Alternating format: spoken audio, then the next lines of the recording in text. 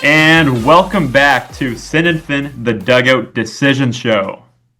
And joining us today is another very special guest. Most of you know him as the host of Blue Jays Central, formerly the play-by-play commentator of the Blue Jays, and a true community favorite. Jamie Campbell joins us on today's episode. Jamie, thank you so much for taking the time and welcome to the show. My pleasure. Thank you for having me. Yeah, so we'll get it kicked off with our first question here. I've seen you with the Saskatoon Berries baseball hat. I've seen you post about being at a Charlottetown Islanders NBSBL game, and I myself work for the Moncton Mets. I did all their analytics last summer, and I'm just curious how you developed this love for baseball. Well, that love for baseball began in 1977 when my father went to the first Blue Jays game, April 7th, against the White Sox, and brought back a program for me to look at.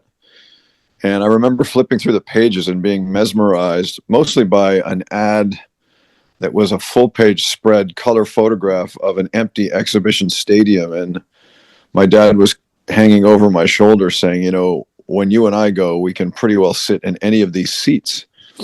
And that would have been April of 77. And I just distinctly remember being so excited to finally figure out what, this Major League Baseball game was all about. Because as you guys know, up until that point, the Expos existed, but I lived in Oakville, which is about 40 minutes outside of Toronto.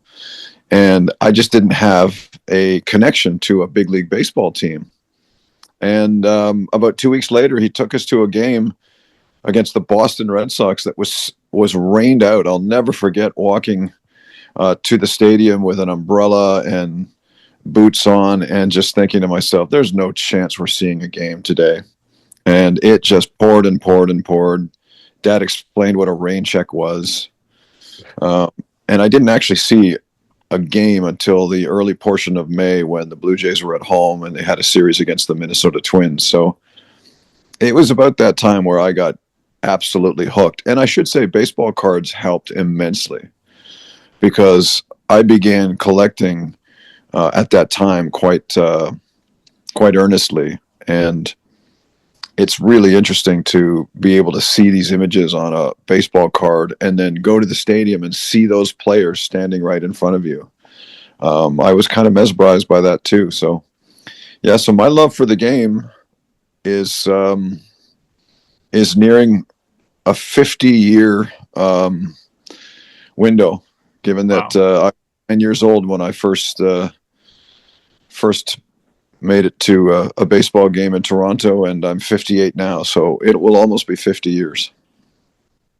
Wow, that's incredible. Was there any point along the way that you can remember back to, or was it something that just developed over time, maybe as you were becoming a fan of the sport and beginning to fall in love with the sport, that maybe you saw, and I've heard on some of your other interviews as well, you've mentioned that for young people coming into this world of sports media and sports management, in our case here, finding that niche and really sticking to it from a young age and really striving to excel in whatever facet of the industry you're working in. Was there any point that you found in your career that was the moment where you said, okay, this is what I'm going to stick to, and I would really like to see myself working for the Blue Jays in some facet in the future? Or was it something that just developed over a number of years? Yes, Aiden, that plan was hatched probably around the time I was 14 years old, because by that time I'd gained some freedom and some independence, and I was jumping on a commuter train and going to games by myself at the age of 14. Wow. And this whole scheme planned out where I would go early, go 4 or 5 hours early, and take a subway train up to whatever hotel the visiting team was staying at. And I'd hang around in the lobby and wait for players from the visiting team to come down, get on the bus and head for the stadium. And that gave me a chance to introduce myself to players, get my baseball cards autographed. And I would do this every single time I went to a game. It was a tried and true habit for me. And it was all because I had this incredible passion for big league baseball. And passion's a good thing when you're young, because passion can ultimately guide you to a lifetime immersed in something. And hopefully that something is a calling that allows you to actually make a living, right? As you two are both exploring now. So I think from a very young age, I just realized that I will do everything I possibly can to find my way into Major League Baseball, specifically with the Blue Jays, obviously, because they were there. And I can't say it was an easy road. You know, there were times when the frustration level and the concept of maybe quitting and trying something that was a little more secure came into play. But I'm really glad I stuck it out, because there's no greater gift, as far as I can tell, than being able to wake up every day and go and work somewhere where you want to be. You know, I can't tell you how many people in this country get up in the morning and hate the fact that they're going to work. That's never happened to me. Wow. That's incredible. You've inspired so many of us in this industry, and it's really amazing to hear your story of how you got to this point. I can share a similar sentiment, actually, taking the GO train, for those who are familiar with the Danforth area of Toronto, taking the Danforth main GO train down to Union Station and getting up to the Rogers Center since I was 7 or 8 years old. I've been coming to games, and you've been a big source of inspiration amongst others in other legends in the game. So I appreciate all you've done for all of us to this point. That's very nice of you, Aiden. Well done. Yeah, and were there any sports on the periphery when you wanted to join the sports industry? You've mentioned baseball and your love for baseball. Were there any other considerations before picking baseball as your career? Yeah, I was a baseball fanatic, a hockey fanatic, and if you can believe this, a Formula One and IndyCar fanatic too. Wow.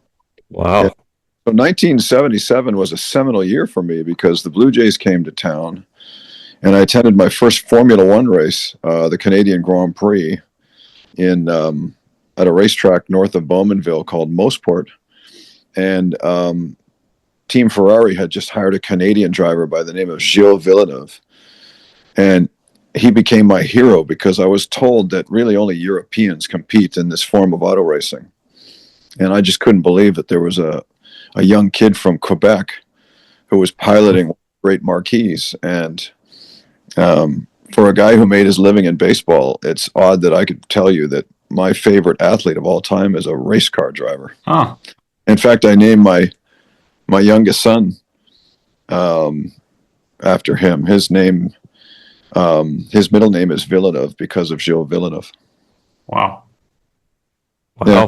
very interesting. I can actually relate to that in some sense, looking to our neighbors to the south. I'll be honest, I don't know how I got into NASCAR, for example, which is another motor sport.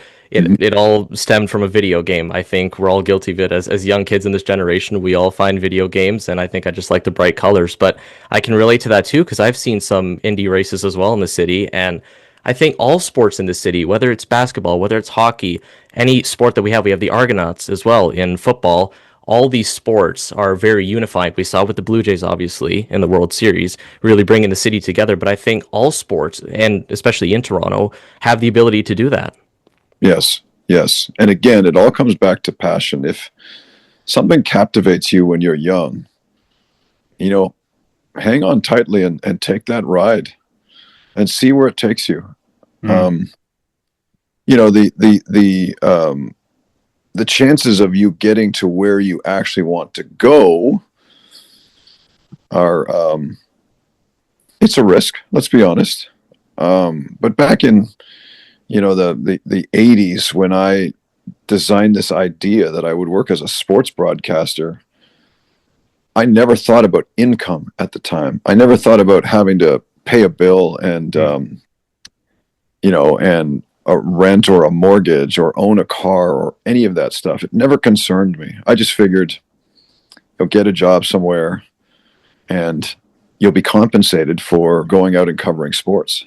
Yeah. And I sometimes, given our economic times, that kids your age these days are fixated on both, on trying to find their way into a field that they're passionate about, but also making sure that there's an opportunity to make a living in that respect too. Because I don't know, I sound like an old person every time I say this, but it just seemed that everything was simpler back then. because I never ever thought about having to actually make an income. All I thought about was, how do I get to where I want to go, and what are the steps that I need to take? And I found my way eventually. Again, it was a very difficult road. I went through some awful times on that route. But I can say now that I'm really glad that I stuck to it. And I don't have much in the way of advice for young people who are trying to carve out a career in sports broadcasting other than, don't give up on yourself. When it gets tough and the rejection letters start coming in, find a way to make it fuel your desire. Yeah, I can resonate with the income fact that you talked about. I want to go into analytics and kind of the front office decision making, but along the way, there's always this assumption that okay, I will have a job that I will get paid I will get paid very little, if at all. And that's kind of scary, especially as a teenager who's moved all the way to Ontario alone, and then thinking that your career won't get paid that amount that maybe your counterparts or your friends are being paid. And I think that like that passion you were talking about, if you have the passion, that the rest will take care of itself. And I think that's very interesting. And what people did you meet along that path that really inspired you and helped you? Oh boy. Interestingly, there was one man who is kind of responsible for me getting my first break. Mm. The head of CBC Sports. His name was Alan Clark. And in fact, Alan's son, Jacob, is one of our producers of Blue Jays Central. And I reached a point in 1992, 93, where I had a demo tape and nobody would take it seriously. Some of the feedback was I looked way too young to be a sports broadcaster in, I don't know, Peterborough or Brandon, Manitoba. You sort of needed a grizzled, old, well-worn journalist to do that kind of job. And here I was, a 25-year-old curly redheaded kid, and people wouldn't take the demo tape that seriously. And Mr. Clark actually arranged a weekend hosting position for me at CBC in Edmonton. As the head of the CBC Sports Network, he reached out to a local station in this country, in this case Edmonton, and made a deal with them that if they took me on as one of the members of their sports broadcast team and trained me, he would pay, or that department would pay, my salary. And if after a year my work was good enough for me to stay, then the local station would take over that salary. But if after a year I wasn't very good at this job, I would come back to CBC Sports and continue my role in a production job. And, Wow. Luckily I was decent at the job. I ended up staying 4 years. And after the fourth year, I got recruited to go to 3 different stations. I actually had my choice of Vancouver, Calgary, and Ottawa. And I chose Ottawa. I actually went to a local station in Ottawa and replaced James Duthie from TSN, who was moving on to Vancouver. And I was really happy in Ottawa and planning on staying there long term. And this idea of Sportsnet came up. I didn't know much about it, but an old friend of mine who was running this brand new network got in touch with me and said, I'm coming to Ottawa. I'm going to take you for lunch. I need to talk to you about something. And I said, okay. And we're out having lunch. He said, I want you to come and be one of our first hosts. I said, no, thanks. I'm pretty happy here. A great apartment. It's a great city. Had a girlfriend. And he said, well, okay, that's unfortunate. But before I go, and he pushes a napkin in front of me with a pen, and he said, write down what you're making here. So I wrote down the annual salary that I was making in Ottawa, and he took the napkin and the pen, scratched out the number I'd written, tripled it, and pushed it back to me. And so literally in 30 seconds, I'd gone from no, thank you, I'm staying in Ottawa, to, okay, well, I guess I'm coming to Toronto to help launch Wow. this network. Wow. It was called S3 at the time. Wow, that's quite the anecdote, and I'm glad you mentioned that you've been through so many different experiences in this industry. It wasn't as simple as being a 14-year-old fan and then hosting Blue Jays Central, right? It takes a lot to get through the industry, and I appreciate you mentioning also that it isn't this linear path for us as students, as going from being students in a school to immediately graduating and potentially, getting some sort of affiliation with the Jays. It isn't necessarily that linear, but to have that goal and that vision is important. Focusing on your experiences with the Jays, though, you've had two prominent roles with them, working as a play-by-play commentator and hosting Blue Jays Central. I have to ask, between those two, which one was the more exciting experience for you, calling the games or being hosting Blue Jays Central? Well, okay, I'm happier now as the host of Blue Jays Central, and that's for a very obvious reason. As much as I loved traveling around and calling games, and I loved it. I started that role in 2005. My first child was born in 2006. And then second son was born in 2008. So while I was traveling about North America calling baseball games, my then wife and I had two children. And, if you ever had a chance to speak with Dan Schulman, for example, or Buck Martinez about the grind of being on the road with the baseball team, it is real. It is, there were points in those 5 years where I would wake up in the middle of the night, put my feet down on the carpet of some hotel room, and not actually know what city I was in that moment. And, my then wife was back here in Toronto raising two kids, and I wasn't there. And I kind of knew something would have to give at some point, because I made a promise to myself years and years ago to, when that point arrived where I was going to help formulate a family, I would be supremely dedicated to my kids. So, as luck would have it, Buck Martinez had been working for the Baltimore Orioles, had reached out to somebody at Sportsnet and said, hey, I would really like to get back with this organization.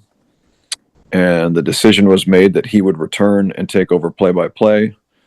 And then we would hatch a brand new pregame show with me as the host. And, Wow. As disappointed as I was when that news came down, incredibly, I was at the office, in my boss's office, being informed of this when my phone rang, and it was our nanny was calling to say that my youngest son had a seizure. Literally, as I'm in the office being told that I'm not doing play-by-play for the club anymore. And, that kind of righted me.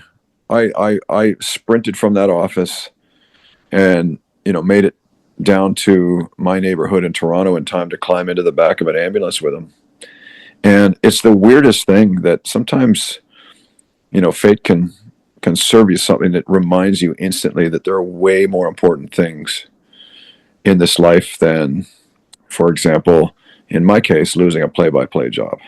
At that moment in time, I had no concern for anything except the well-being of my youngest son. So it was weird that it happened that day, but it removed the sting and the anguish of losing this job.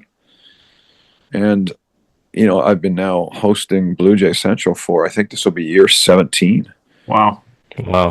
I don't have to climb on that plane anymore, except for the World Series. And I don't miss it.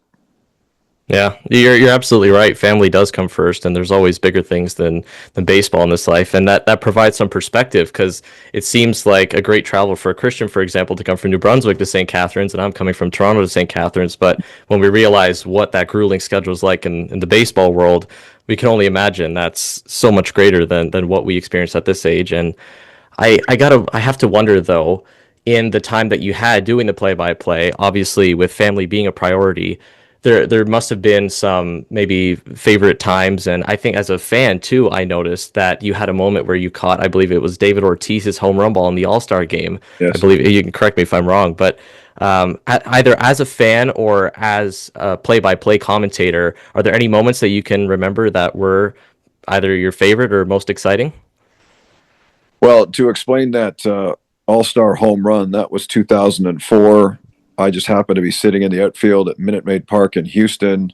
Ortiz hits this moonshot off of Carl Pavano, and it lands in my lap. And the best part was, because he was DHing in that all-star game, he went back into the clubhouse and reviewed the video of the home run several times and kept noticing this curly-haired redhead with a nice suit on catching his ball. So when I walked into the clubhouse after the game, he noticed me immediately and called me over to his locker, and he was really excited. He probably didn't think he was getting that baseball back, and I walked right over to him and said, I want you to have this. And he was curious. He was kind of taken aback by my offer and said, "What do you want in return?" And I said, "Nothing. You hit it. I just figured you'd want it." And he said, "You want nothing in return?" I said, "No." And he goes, "Oh my goodness." I said, "Why do you ask?" And Manny Ramirez was standing over to the right, and he'd hit one in that game too. And I guess the guy that caught it somehow found his way down to the clubhouse and wanted 10 grand Oh man.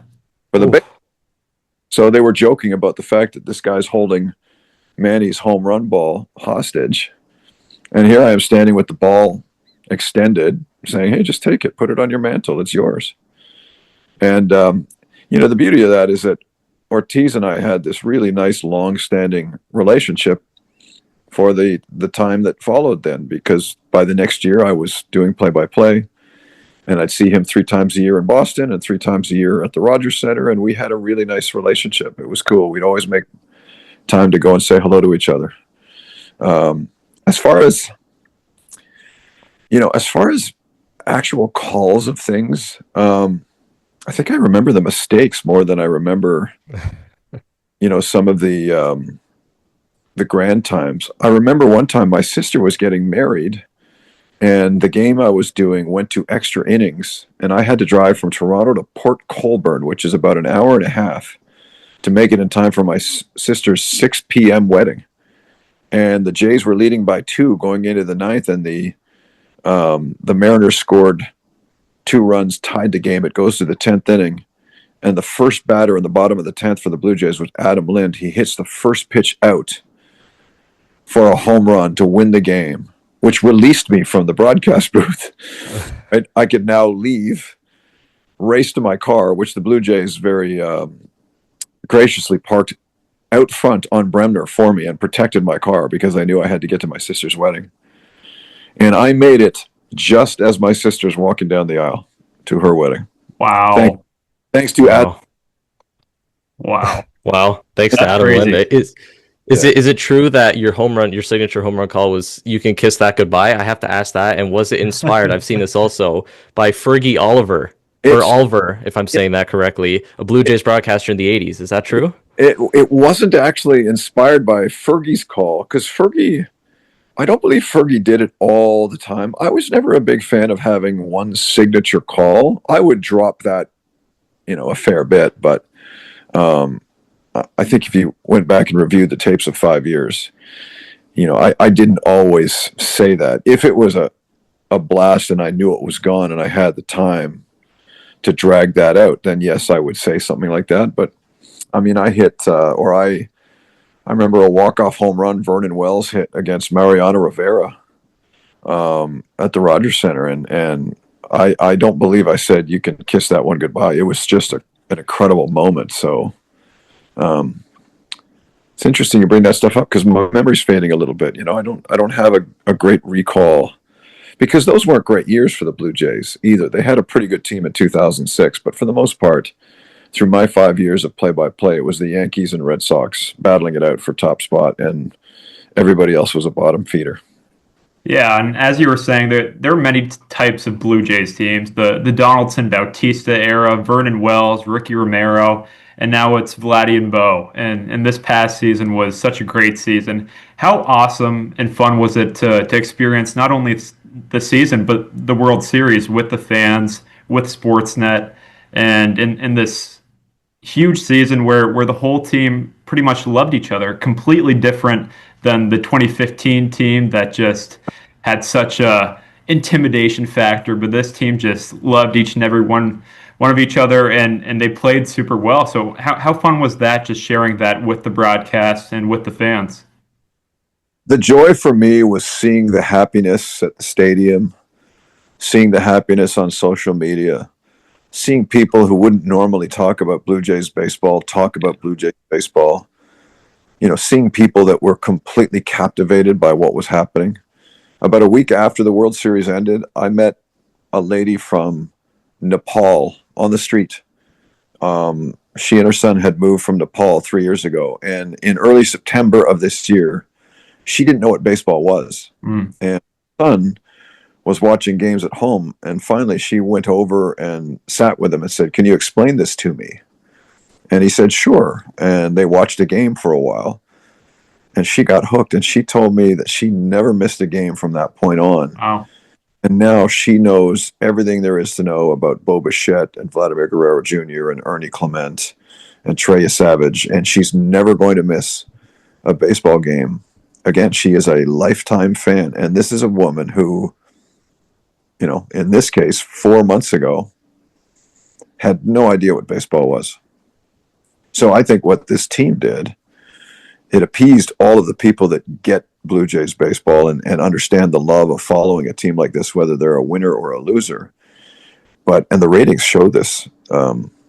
It pulled in a sizable audience that in many respects wasn't there prior. And they'll benefit from that next year. You'll see bigger numbers on the opening day broadcast, or you'll see larger attendance numbers. I know people who are organizing ticket purchases now for fear that tickets will be tough to get in April, and that's quite something. Yeah, I went to opening day this past year. It was Jose Barrios versus the Baltimore Orioles. Wasn't a great game, and I was looking towards opening day tickets for this upcoming year, thinking they'd be around 50, $60 like they were last year. 200, $300, just Upper deck? insane, but fascinating. Is that in the upper deck? Yeah, and the lowest ticket was $300 when I checked a month ago. Wow. Yeah, and there's so many fans that have been asking me, hey, so how are they going to re-sign Ernie Clement, Trey Savage?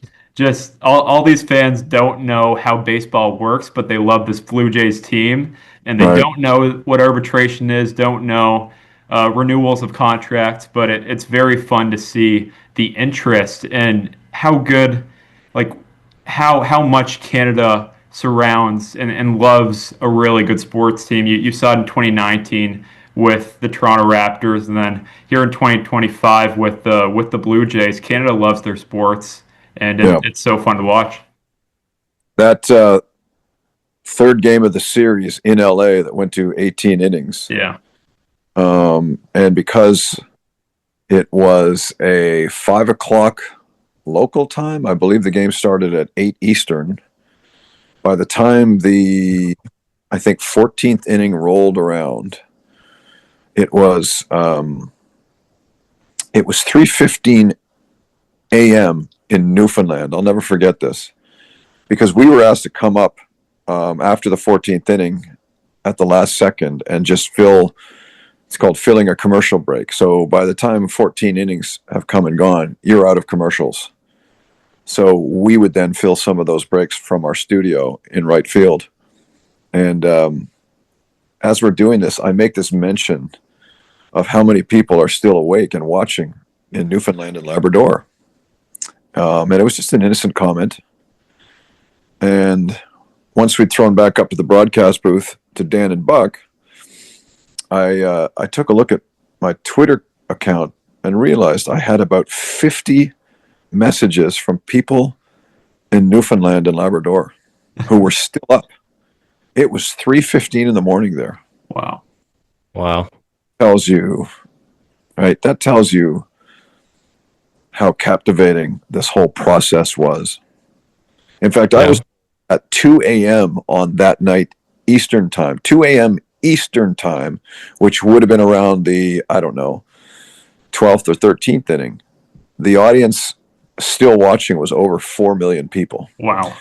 So 2 a.m. Eastern, if you're to assume that most of your audience is in what we'll call the Greater Toronto Area, the Golden Horseshoe, to have 4 million people still watching at 2 o'clock in the morning Eastern, that is incredible.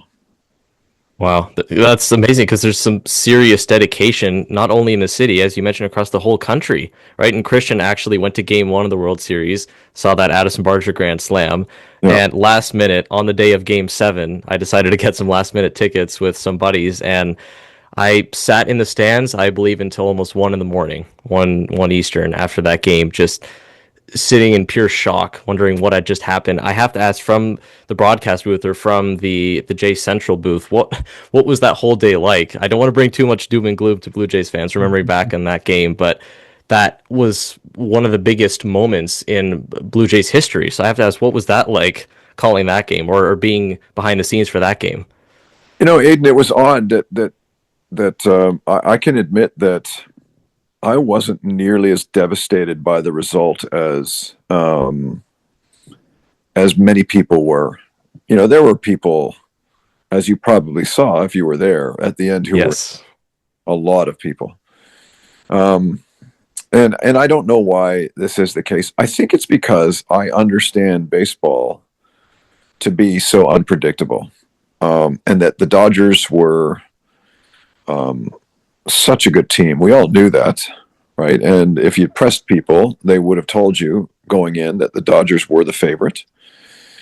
They had Ohtani, they had Yamamoto, they had Freddie Freeman, they had this all-star cast of players.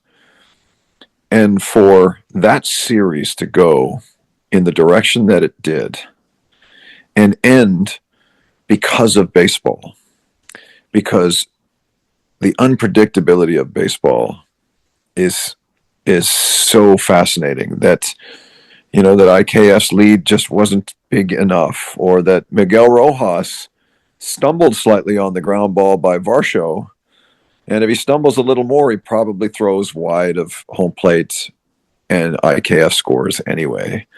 Or that Andy Pajes gets substituted in center field by the Dodgers and is there to make a catch-off Ernie Clements looper to left center field that he had no business making, right? So that's baseball, and it works that way. It's always worked that way, and I processed that immediately. So when it ended on a double play, I think I was more fulfilled by the entirety of what we'd witnessed, not just that game, but the series and the playoff run in general, that I couldn't feel utter sorrow at the loss. I still don't, because that was a series for the ages. Somewhere along the line, someone's going to do a greatest World Series of all time list, and that one will be easily in the top 3, I'm sure. And you talked about the Sportsnet views, and I can only imagine how much Rogers Communications made off this playoff run, and to reinvest it back into this ball club and sign Dylan Cease to a $210 million deal, get Cody Ponce, sign Tyler Rogers. How cool is it to see that it wasn't just 2025 and now it's going to be a lesser season next year, but they're trying to take down the Dodgers, stop the three-peat, and win again in 2026. And I've told people that. I told them as we were leaving the stadium, people that would come up to me and want a hug. I said, hey, listen, as upset as you are, this team is intact. Yeah. This team, for the most part, is constructed to do this again and again and again. And it's not to say that Ernie's going to have a career year again, or George Springer is going to continue to perform at the level that he's performing at. But maybe somebody else steps up and becomes the story of 2026. It's hard for me to see, now that the Blue Jays have become a top spender, it's hard for me to see them not competing for a postseason position every single year and making a deep run. I doubt this will be the last time we see them in the World Series for 32 years. I doubt it. I mean, as long as Vladdy's going to be with this club for the next 14, I mean, we could see them back in the Fall Classic 3 or 4 times in that span. Yeah. So maybe it'll be a different result next time. Yeah. But, don't get the wrong impression. I was crushed, of course. But my God, the way it all unfolded, I wouldn't have wanted it any other way. It was one of the greatest rides of my life. My my eldest son was there from games 3 on as a member of our internship on the Blue Jay Central set. So, when they lost, he was standing there with me, and he's, as I mentioned, he's one of the reasons why it didn't hurt so much to be pulled off play-by-play back in 2009, because I get to experience time with him, and that's a week that he and I will never forget together. He'll have that for the rest of his life, and I will too. And what's it been like working alongside? There's been a lot of Blue Jays legends coming through. We think of Mark Martinez, we think of a Dan Shulman, we think of a Caleb Joseph and a Joe Siddall. These characters that have come through, Madison Shipman, Hazel May. There's also obviously the female contribution, right, in this space as well. What can you speak to, not only working with these quote unquote Blue Jays legends, but also potentially learning from them throughout the years that you've had? I learn from each and every one of them on different levels, probably every day. Where Dan is concerned, that that silky delivery of his, and his ability to economize information is next to nobody. Buck is he's a walking baseball encyclopedia. You pull out some random name from the 70s, and there's a great chance he faced that person. And I just love sort of those two in particular. I love just hanging around and absorbing from both of them. Whereas with Joe Siddall and Caleb Joseph and Madison Shipman, because they all played at a high level, it's good for me to, again, spend more time listening than talking. Because they're the ones who intimately understand the way the game is played. And I find that I'm at my best when, as a broadcast is going on, and things are happening that need explanation, it's my job to entice that explanation from them, as opposed to, and you see this a lot with particularly young broadcasters, try and explain it themselves. I have never been one to offer my opinion very easily on that broadcast as to how the game should be played. I don't have a right to do it, so you almost never hear it. In fact, I can't remember the last time I did. So I have experts sitting there with me. That's their job. So I have such a great team. And, where Madison is concerned, I have noticed, she joined us 3 years ago. And I have noticed an absolute increase in the number of young women who start showing up at the Blue Jay Central set, who are ball players. And they want time with her. They want nothing to do with me, nothing to do with Siddall, nothing to do with Caleb. They want a moment to speak with Madison. And we're not talking about, a person here and a person there. We are talking about a consistent flow of young women. And I don't know what the data tells us, but I would guess that 50% of our audience is female. So what Madison has done in sitting there and, and with authority, being able to analyze the game has been such a benefit to our network. Yeah, and it's very cool in the postseason that we're the only team that has our own broadcast. It's Sportsnet covering the Blue Jays, and they have such an elite team at that. Even the production crew, it was that Vladimir Guerrero Jr. Born Ready comment and the ALCS where they did the double 360, just so many different moments. And then the drone shots in the World Series and the postseason. So cool, and Sportsnet really does a great job with producing and showing the sport of baseball through a broadcast. Christian, it wasn't always that way. As you probably remember, those 2015 and 2016 runs, once in the postseason, were all American networks. What changed that was the abbreviated season of 2020 during the pandemic, when there was an expanded playoff, and Major League Baseball wasn't entirely sure how they were going to allocate production a production to the Toronto Tampa Bay series in the wild card. And Sportsnet raised their hand and said, well, why don't you let us do it? And then that's one less series that you have to worry about. So that became standard practice after 2020, was that MLB, if the Blue Jays had made the postseason, would ensure that those broadcasts remained the property and exclusive broadcast of Sportsnet, which is great, right? Yeah. You know, it's no disrespect to whoever was calling those games in the past. I think most people, when they tune into a broadcast, if it's World Series, ALCS, whatever it may be, and the Jays are involved, they want to hear Dan and Buck. Yeah.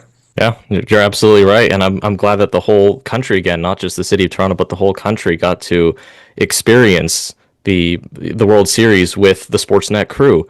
And listen, we really appreciate you taking the time today. We thank you also for all you've done for all the years. You've inspired us to become to enter this world as personalities in sports media. So we really thank you for all you've done, bringing that Blue Jays experience to our TVs and to so many TVs across the country. So thank you so much for that, and we really thank you for joining us today. I appreciate it, gentlemen. Thank you for your time, and I'll look forward to great things from both of you in this industry. Thank you very Appreciate much. it. Thanks for tuning in. Go Jays.